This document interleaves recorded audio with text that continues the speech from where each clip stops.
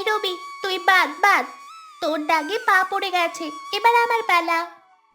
কই রে ঝিলিক, দাগে পা পড়লো? তুই সব সময় না দেখে আমাকে বাদ দিয়ে দিস। আমি মানি না, আমি বাদ হইনি। কি রে তুলি, বল বল, তুই বল দেখি। রবির দাগে পা পড়েনি, তুই বল। হ্যাঁ পড়েছে পড়েছে, রবি তোর দাগে পা পড়েছে, তুই বাদ, এবার ঝিলিকের পালা। শুনলি তো নাকি? ঠিক আছে ঠিক আছে, যা এবার তোর পালা, তুই খেল। ঝিলিক, ও ঝিলিক, কোথায় গেলি মা? এই তো মা, আমি এখানে। কি হয়েছে? বর দুপুরে খেলতে বের হয়েছিস, এখনো তোর খেলা শেষ হয়নি। আর খেলতে হবে না, খেলাটা বাদ দিয়ে দেখি হাত মুখ ধুয়ে এবার ঘরে আয়। অনেকক্ষণ পরে আমার পালা এসেছে মা, একটু আর একটু খেলি, একটু খেলেই এসে পড়বো। কি বললাম কথাটা কানে গেল না তাই না? তোর বাবা কিন্তু এখনই এসে পড়বে। যাওয়ার সময় আমাকে পই পই করে বলে গেছে, এসে যেন দেখে তুই ঘরে। চলে আয় মা, কাল আবার খেলিস কেমন? ঠিক আছে মা। রবি, তুলি, আজ আর খেলবো না রে, তোরা আবার কাল আসিস কেমন? কাল আমরা তিনজনে মিলে এক্কা দোক্কা খেলবো। ঝিলিক, তবে কি আজ আমরা চলে যাব? আজ আর খেলবি না? তুলি, রবি, যা যা বাড়ি যা দেখি, কাল আবার আসিস কেমন? আয় ঝিলিক, ঘরে আয়। হ্যাঁ হ্যাঁ, আসছি মা, এখনই আসছি। কিরে ঝিলিক মা, কাতলা মাছটা কেমন হয়েছে খেতে বল দেখি। বাবা, কাতলা মাছটা খেতে না খুব ভালো হয়েছে। জানো, কদিন ধরেই না আমার বড় মাছ খেতে বড্ড ইচ্ছে করছিল। মাছের ঝোল দিয়ে গরম গরম ভাত। মেয়ের কথা শোনো, নে নে খা দেখি, পেট ভরে খা। দেবো নাকি তোকে আর কটা ভাত? না না মা, আর লাগবে না, তুমি খাও তো। বাবা, তুমি তো প্রতিদিন মোড়ল মশাইয়ের বাড়িতে কাজ করতে যাও, দুপুরেও তো ওদের ওখানে থাকো। ওরা তোমাকে দুপুরবেলা খেতে দেয় না? মারে, ওরা হলো গ্রামের মাথা, জ্ঞানী জ্ঞানী মানুষ। আমি তো ওদের বাড়িতে কাজ করি, ওরা আমাকে দুপুরে খেতে দেবে কেন বল দেখি। তবে কি তুমি দুপুরবেলা না খেয়ে কাজ করো, কিচ্ছুটি খাও না? ও নিয়ে তোকে ভাবতে হবে না। আমি তো সন্ধেবেলা বাড়ি ফিরে তোর মায়ের হাতে রান্না খাই, তা দুপুরবেলা ওদের বাড়িতে খেতে যাব কেন? লক্ষ্মী মা আমার, ভাতগুলো যে ঠান্ডা হয়ে গেল। খামা, পেট ভরে খা। আমাদের মেয়ে আর ছোটটি নেই গো, আমাদের ভালো মন্দ খবরাখবর সব কিছু রাখে সে। হ্যাঁ হ্যাঁ, তাই তো দেখছি। তুমি দেখে নিও, একদিন আমাদের মেয়ে অনেক বড় হবে। তোমার মুখে ফুল চন্দন পড়ুক, এ কথা যেন সত্যি হয়। নাও নাও, এবার তোমরা খাও দেখি, বাকি কথা পরে বলা যাবে খন। ঠিক আছে মা।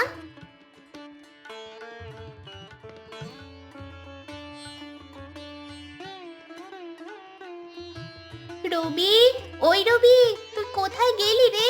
কাল বিকেলে খেলতে এলি না কেন? রবি, ও রবি। মা, রবি যে খাটে শুয়ে আছে। কি রে রবি, তোর কি হয়েছে? এসেছিস ঝিলিক, তুই এসেছিস? দেখ না, কাল রাত থেকে রবির যে কি জ্বর উঠেছে, বিছানা থেকে উঠতেই পারছে না। আয় না তোরা, এসে বস না ওর সাথে। আমার ছেলেটার যে কি হয়ে গেল গো। ও মা, শরীর যে জ্বরে পুড়ে যাচ্ছে। তা চাচি, তোমরা এখনো রবিকে নিয়ে ঘরে বসে আছো কেন? ওকে নিয়ে বৈদ্য বাড়ি যাও না। দেখ না, ওকে যে ধরে নিয়ে যাব তারও তো উপায় নেই। জ্বরে যে আমার ছেলেটার গা পুড়ে যাচ্ছে, সারা রাত আমাকে দুদণ্ড ঘুমাতে দেয়নি। হাত পায়ে শুধু ব্যথা আর ব্যথা। কি যে করব কিছুই মাথায় আসছে না। এ কোনো সাধারণ জ্বর নয় রে সরলা, যে বদ্যি বাড়িতে গেলে সেরে যাবে। এ হলো কালমাসি জ্বর, সহজে এ জ্বর ভালো হয় না। এ গায়ে যে আগে এ জ্বরে কত মানুষ মরেছে, আজ বহু কাল পরে তোর ছেলের শরীরে কেন যে আবার এ জ্বরটা ফিরে এলো, মাথায় যে কিছুই আসছে না রে সরলা। কি যে বলছেন বুড়িমা আপনি? আপনি আমাকে কি কথা শোনালেন? এখন আমি কি করব? বুড়িমা, বুড়িমা, আপনি আমাকে একটা উপায় খুঁজে দিন। আপনি পারবেন একটা উপায় বের করতে, না হলে যে আমার ছেলেটা। না না কাকি, দেখবে রবির কিচ্ছু হবে না। আমরা ঠিক একটা না একটা উপায় খুঁজে বের করব। তুমি একটু শান্ত হও কাকি। বুড়িমা, ও বুড়িমা, আপনি কিছু বলুন। এই কালমাসি জ্বর থেকে ভালো হওয়ার একটাই উপায় আছে। কি উপায় বুড়িমা?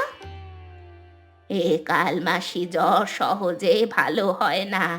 তবে আগে লোকমুখে শুনতাম পদ্ম পাতায় দুধ ভাত খেলে নাকি এ জ্বর সেরে যায়। তোরা যদি কোথা থেকে পদ্ম পাতা জোগাড় করে আনতে পারিস তবে না হয় আমি একটা শেষ চেষ্টা করে দেখতে পারি। পদ্ম পাতায় দুধ ভাত? ঝিলিক, তুলি, কিছু কর না মা তোরা। তোরা দেখ না কোথাও পদ্ম পাতা খুঁজে পাওয়া যায় কিনা। পদ্ম পাতায় দুধ ভাত খাইয়েও যদি আমার ছেলেটাকে ভালো করা যেত, আমি তোদের কাছে হাত জোড় করছি, তোরা আমার ছেলেটাকে বাঁচা। পদ্ম পাতা? তা বুড়িমা, কোথায় পাবো এই পদ্ম পাতা? আমি যতদূর জানি আমাদের গায়ে তো কোথাও পদ্ম পাতা নেই। আমাদের গায়ে কোথাও পদ্ম পাতা নেই কথাটা তুই পুরোপুরি ঠিক বলিসনি রে ঝিলিক। আমার জানা মতে একটা জায়গা আছে যেখানে তুই গেলে পদ্ম পাতা পাবি। তবে কোথায় বুড়িমা, কোথায় পাবো আমি সেই পদ্ম পাতা? তবে তবে কি বুড়িমা? সেখানে একটা বিপদও আছে। মোড়ল মশাইয়ের বাড়ির পেছনে যে লাল দিঘিটা আছে ওখানেই তুই একমাত্র পদ্ম পাতা পাবি। তবে শোন ঝিলিক, ও দিঘিতে কিন্তু কারো নামা মোড়ল মশাই মানা করে রেখেছে। কেউ ও দিঘিতে নামতে পারে না। পূর্ণিমার রাতে মোড়ল মশাই ওই দিঘিতে স্নান করে। ওই পূর্ণিমার রাত ছাড়া ও দিঘিতে আর কেউ নামে না। এ যে মোড়ল মশাইয়ের আদেশ। আমি যাব ওই লাল দিঘিতে, আমি গিয়ে নিয়ে আসবো ওই লাল দিঘি থেকে পদ্ম পাতা। তুমি ভেবো না চাচি, দেখবে আমরা ঠিক গিয়ে দিঘি থেকে পদ্ম পাতা নিয়ে আসবো। তুই একা না ঝিলিক, আমিও যাব তোর সাথে। তবে সাবধান ঝিলিক, তুই কিন্তু আমার কথাটা হেলা ফেলা করিস না। যদি কেউ দেখতে পায় তবে কিন্তু তোর আর কোনো রক্ষে নেই। মোড়ল মশাইয়ের যে কি রাগ সে তো তোকে আর নতুন করে বলতে হবে না। তাই বলে দিচ্ছি তোকে ঝিলিক, খুব সাবধান। তুমি কোনো চিন্তা করো না বুড়িমা, আমি পদ্ম পাতা নিয়েই আসবো। আর চাচি, তুমি দুধ ভাতটা সামনে এনে রাখো। আমি পদ্ম পাতা নিয়ে আসলেই তাড়াতাড়ি করে রবিকে দুধ ভাত খাইয়ে দিতে হবে। ঠিক আছে, ঠিক আছে, তোরা তবে যা। আমরা তবে এলাম। আয় তুলি, চল চল।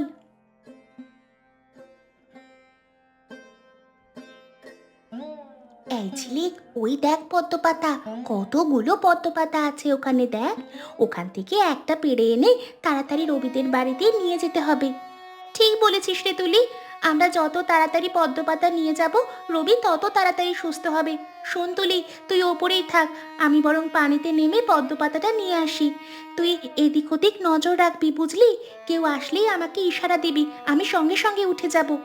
ঠিক আছে রে ঝিলিক, তুই যা, আমি এখানেই আছি। ঠিক আছে।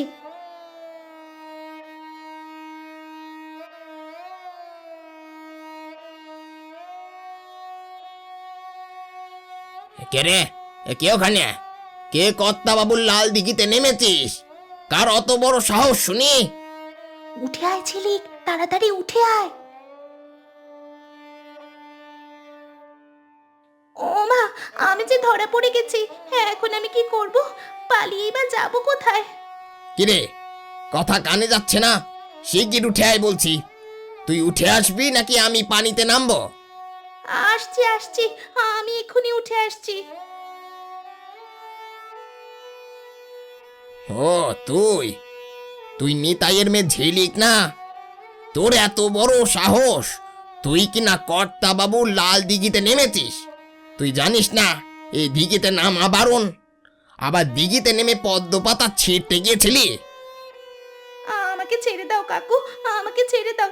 তুমি বিশ্বাস করো, আমি শুধু শুধু এখানে নামিনি। বটে, চল, তুই এখন আমার সাথে মোড়ল মশাইয়ের বাড়িতে যাবি। তুই এত বড় অন্যায় করেছিস আর ভেবেছিস তোকে এভাবেই আমি ছেড়ে দেব? কর্তা বাবুর কাছে চল, কর্তা বাবু যা বলবে তাই হবে। না না, আমাকে কর্তাবাবুর কাছে নিয়ে যেও না। আমাকে তুমি ছেড়ে দাও, ছেড়ে দাও আমাকে। চল চল চল বলছি। মোড়ল মশাই, ও মোড়ল মশাই, শিগগির একবার বাইরে আসুন দেখি।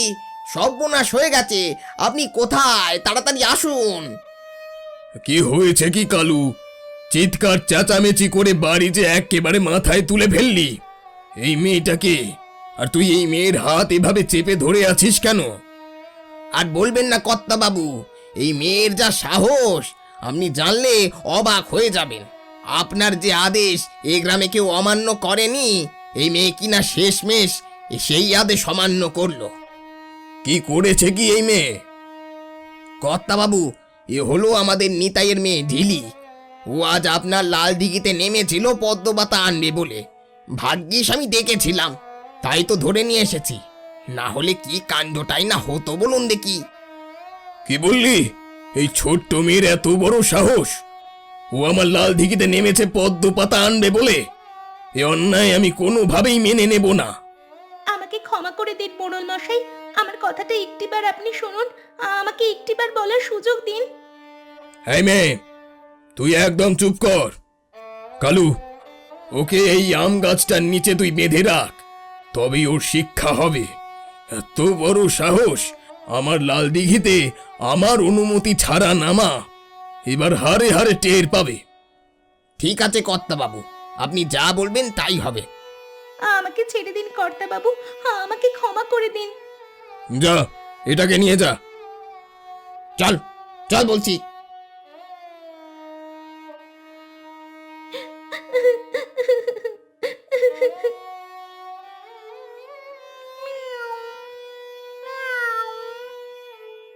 আয় আয় আমার কাছে আয়, বিড়াল ছানাটা দেখতে কি সুন্দর, আমার কোলে আয়।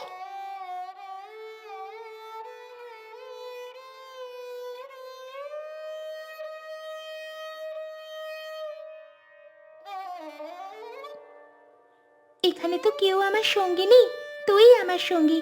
তুই আমার সাথে বাড়ি যাবি? আচ্ছা, তুই কি খাস? তোর নাম কি? তুই এখানে এলি বা কোথা থেকে? তোর মালিক কে?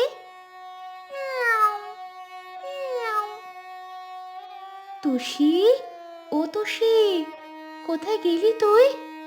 ওমা, ওই তো আমার তুষি। তুমি কে গো? আর এখানে কি করছো? তোমাকে এভাবে আম গাছের নিচে কে বেঁধে রেখেছে? আমার তুষি তোমার কোলে কি করছে? এই বিড়ালটা তোমার? এটা এদিক ওদিক ঘোরাঘুরি করছিল, আমি ডাকতেই আমার কোলে এসে আলতো করে বসে পড়লো। এই নাও ধরো।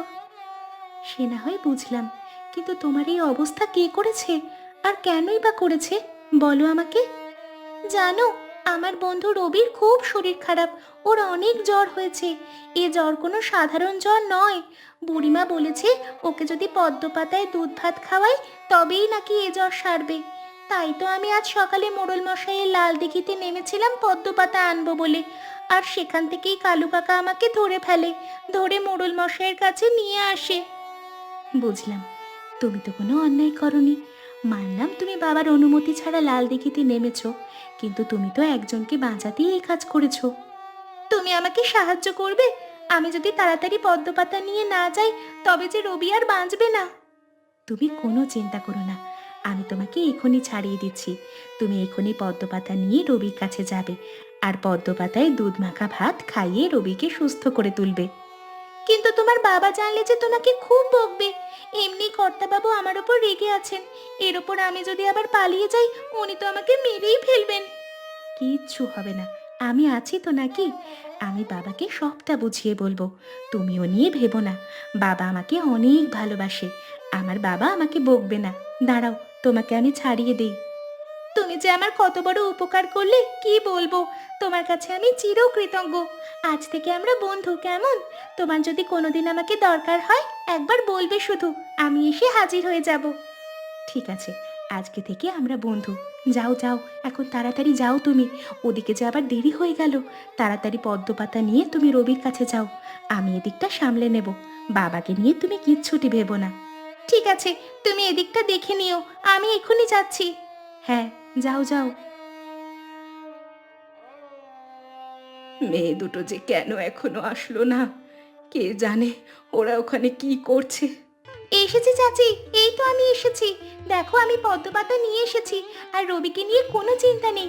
তাড়াতাড়ি তুমি দুধ ভাতটা পদ্ম পাতায় করে রবিকে খাইয়ে দাও দেখি। এসেছিস মা, তুই এসেছিস?